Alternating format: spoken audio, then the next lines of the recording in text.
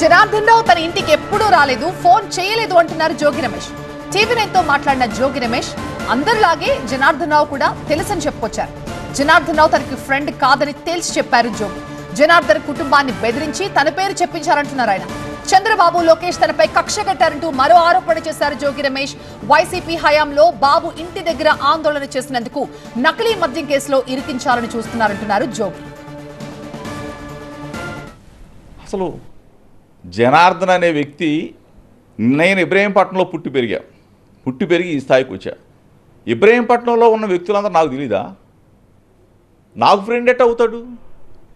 మా చిన్నప్పుడు మా బజార్లో వాళ్ళ తాతగారు, మా తాతగారు, మా నాన్న అందరం కూడా కలిసిమెలిసి పెరిగిన కుటుంబాలు. అంతేగాని అతను నా ఫ్రెండ్ ఎట్ అవుతాడు? అతనికి ఏమైనా వ్యాపార లావాదేవీల్లో మాకేమైనా వాటాలు ఉన్నాయా? వాళ్ళ పొలాల్లో వాటాలు ఉన్నాయా? జనార్దన్తో ఎప్పుడన్నా కలిసి వెళ్ళిన ట్రావెల్ చేసిన ప్రదేశం ఉందా? జనార్దన్ ఎప్పుడైనా నాకు ఫోన్ చేశాడా? అసలు ఇంత దిగజారి రాజకీయాలు చేయటం సబబా చంద్రబాబు నాయుడు? ఇదంతా కూడా అభూత కల్పనలే, కట్టుకథలే. అసలు దీన్ని తీసుకొచ్చి జనార్దన్ అనే వ్యక్తి నాకు ఫ్రెండు, జనార్దన్ చిన్ననాటి స్నేహితుడు, మేము కలిసి చదువుకున్నామా? చంద్రబాబు నాయుడు మేము కలిసి పెరిగామా? జనార్దన్ నా దగ్గరికే రాలా, నేను అతను కలిసిన పరిస్థితులే లేవు. జనార్దన్ని ఎక్కడో దక్షిణాఫ్రికాలో ఉంటే మీరు ఫోన్ చేసి రమ్మన్నారు, పట్టుకున్నారు.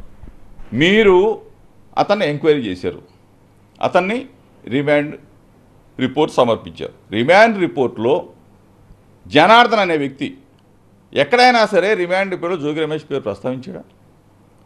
కోర్టులో చెప్పాడా? వీడియో ఏదో రికార్డ్ చేసి బయటకు వెళ్తారా?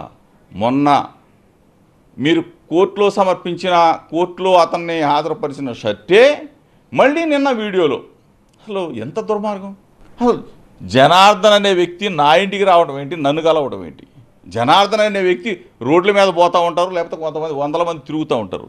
దాన్ని తీసుకొచ్చి నాకు ఆపాదించడం అంటే నేను అబద్ధాలు చెప్పాలా? పరిచయం లేదని అసలు సమాజానికి చెప్పను.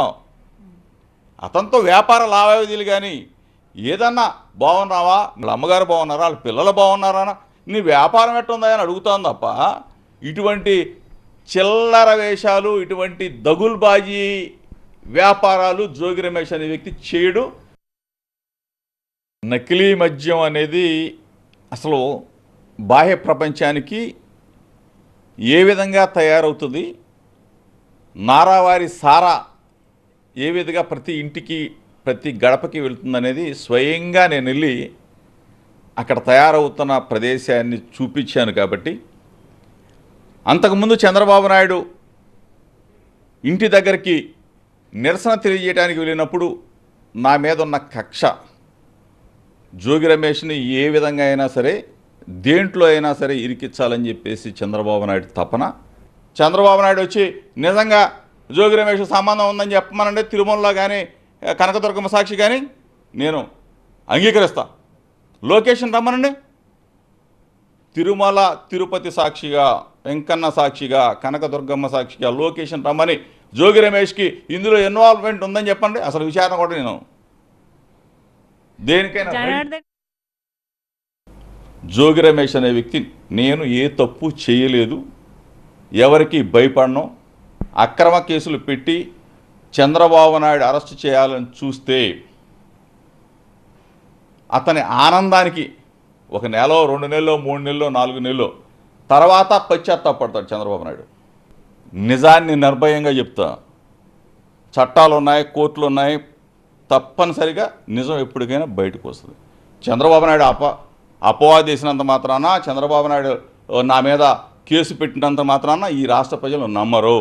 చంద్రబాబు నాయుడు ప్రభుత్వంలో నారావారి సారా ఏ విధంగా తయారవుతూ ఉంది, ఏ విధంగా ప్రజల ప్రాణాలు హరిస్తూ ఉన్నాడు చూపిస్తే దానికి కట్టుకథలల్లి చంద్రబాబు నాయుడు ఈ విధంగా నా మీద కక్ష తీర్చుకోవడానికి కంకణం కట్టుకున్నాడంటే ఇది దుర్మార్గమైన చర్య అని చెప్పి చంద్రబాబుని అడుగుతా ఉన్నా.